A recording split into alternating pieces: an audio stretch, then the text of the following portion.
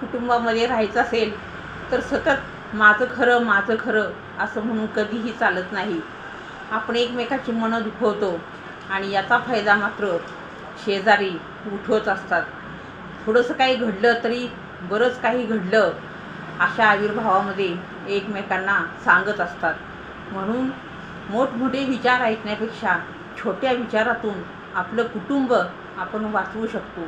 जे काही असेल आपल्या घरात ते 4 भिंतीच्या आत असावं आणि एकमेकांना समजून घेण्याची वृत्ती प्रत्येकाच्या अंगी असावी.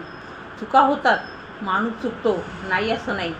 कालांतरानं त्याला वाटतं अरे हे माझं चुकलं होतं, पण त्यावेळेला वेळ निघून जाते कारण शेजाऱ्याने त्याचा फायदा उठवलेला असतो. एक झालेला असतो पण बाहेर स्प्रेड करताना वेगवेगळ्या गोष्टी नको ते सांगत सुटतात.